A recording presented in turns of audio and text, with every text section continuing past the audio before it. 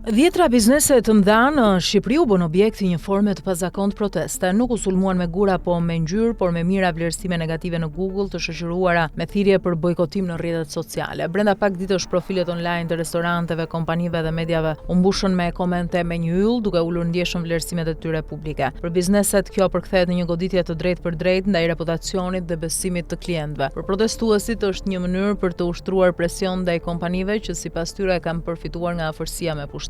Fushata nisi në kuadër të protestave të njohura si Revolucioni i Flamingove. Si lindi Revolucioni i Flamingove? Fillimisht kishte në shënjestër artist, këngëtar dhe figura të njohura të showbizit, të cilat protestuesit i akuzonin se mbështesnin pushtetin ose kishin zgjedhur të heshtin përballë zhvillimeve politike në vend. Shpejt ajo ndryshoi drejtimin. Objektiv u bën edhe kompani të mëdha që sipas protestuesve kanë përfituar nga vendimarrjet e qeverisë ose kanë ndërtuar marrëdhënie të privilegjuara me pushtetin. Thirrjet për bojkot u shfaqën fillimisht në platformën sociale Reddit dhe më pas u përhapën në Facebook, Instagram dhe platforma të tjera, ku përdoruesit u nxitën të linin vlerësime me një yll në Google Reviews për dhjetra kompani dhe media. Google Reviews është një nga platformat më të përdorura për vlerësimin e bizneseve dhe për shumë kompani, reputacioni online ndikon drejt për drejt në besimin e klientëve. Për këtë arsye, një numër i tyre ju drejtuan autoriteteve me kallëzime. Policia e shtetit tha se ka identifikuar rreth 10.000 llogari që dyshohen se janë përfshirë në këtë aktivitet të koordinuar online dhe shtoi se verifikimet janë në proces. Kryeministri Edi Rama i bëri thirrje prokurorisë të veprojë ndaj atyre që i cilësoi si dhunues të pronës publike dhe private dhe shantazhues të qytetarëve. Nga kontratat €1 te fushata në Google. Mes bizneseve që u gjendën në qendër të kësaj fushate është edhe ai supermarketit Gjergj Luca, i njohur për aktivitetin në industrinë e përpunimit të peshkut dhe për kompleksin Rusafa Fish City në Elbasan. Protestuesit e vendosën ato në shënjestër duke pretenduar se është një nga biznesmenët që ka përfituar nga afërsia me pushtetin. Ata u referohen mes tjerash vendimeve të Këshillit të Ministrave, sipas të cilave prej vitit 2015 kompania e tij ka marrë në përdorim 5 pasuri shtetërore me tarifën simbolike prej €1 në kuadër të skemës shtetërore për nxitjen e investimeve dhe punësimit.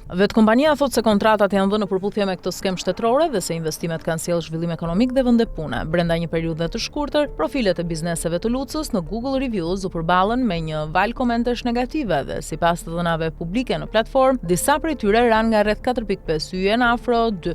Luca e përshkroi fushatën si sulm ndaj punës së ndërtuar ndër vite. Nuk dëmtohem unë, por hidhet balt mbi njerëz që kanë punuar me sakrificë, u shpreh ai publikisht. Ndërsa në reagimet në rrjetet sociale, protestuesit i quajti fashist. Radio Europa e Lirë pyeti Lucën nëse bizneset e tij kanë pësuar dëme konkrete nga kjo fushat, por ai nuk pranoi të jap komente shtesë, duke thënë se qëndrimi i tij mbetet ai që ka shprehur tashmë publikisht. Për organizatorët e protestës, Luca është vetëm një nga shemb. Gent Progni, pjesë e grupit koordinator të Revolucionit të Flamingove, thotë se fushata nuk synon të godas biznesin privat si të tillë, por kompanitë që sipas tij janë pasuruar fal privilegjeve të krijuara nga pushteti. Qytetarëve u ka ardhur në maj të hundës me njerëz që vetëm sepse janë afër me pushtetin marrin prona me €1 për të pasuruar. Kushdo është i lirë të reagojë dhe të shpreh mendimin e tij, thot Progni. Ai thon se fushata është frymëzuar nga nisma të ngjashme në vende të tjera ku rrjetet sociale janë përdorur si mjet presioni ndaj kompanive ose figurave publike.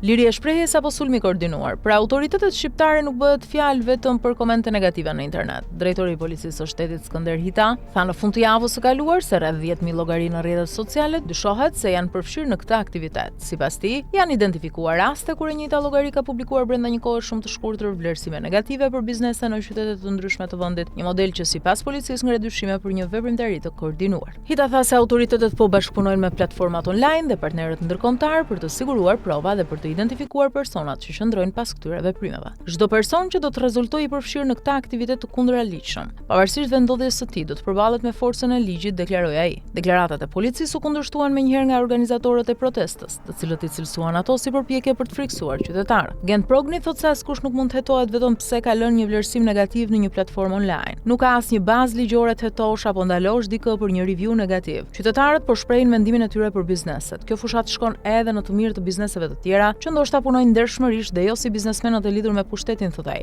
Debatit ju bashkua edhe opozita. Kryetari i Partisë Demokratike Sali Berisha tha se çdo qytetar ka të drejtë të shprehë mendimin për një shërbim privat apo publik. Megjithatë ai bëri dallim mes kritikës së sinqertë dhe përdorimit të llogarive të rreme për të publikuar vlerësime për shërbime që nuk janë marrë kurrë, duke thënë se kjo dëmton konkurrencën e ndershme. Njëkohësisht ai akuzoi qeverinë se po përgatit kufizimin e rrjeteve sociale. Në anën tjetër, kryeministri Rama e cilësoi këtë formë proteste si një skemë kriminale dhe tha se mendimin e kompanisë Google, profileve të bizneseve, por i kthehen vlerësimet që sipas tij janë fituar me punë e mund. Ai argumentoi se sulmet online nuk dëmtojnë vetëm kompanitë e prekura, por edhe imazhin e Shqipërisë si një vend i sigurt për investime dhe turizëm. Protesta ushqem perceptimin negativ të pavërtet të një vendi jo miqësor ndaj mjedisit, jo mikpritës për investimet e huaja dhe të pasigurt për turistët Tarama në një adresim për mediat këtë javë. Radio Europa e Lirë kontaktoi kompaninë Google për ta pyetur nëse ka vërejtur ndonjë aktivitet të pazakonshëm në Shqipëri dhe nëse po, çfarë masash ka marrë, por nuk mori përgjigje. Kushtetutari i Shqipërisë garanton lirinë e shprehjes dhe të mendimit. Nëse provohet mashtrimi ose aktiviteti i koordinuar, atëherë çështja mund të mos trajtohet më si liri e shprehjes, por si vepër penale në varësi të fakteve konkrete. Vetë kodi penal nuk ka një nen specifik për review bombing. Si është trajtuar review bombing në vende të tjera? Fushatat e koordinuara me vlerësime negative në internet nuk janë një fenomen i ri. Ato njihen ndërkombëtarisht si review bombing dhe viteve të fundit janë përdorur si formë proteste, presioni politik, por edhe shantazhi ndaj bizneseve.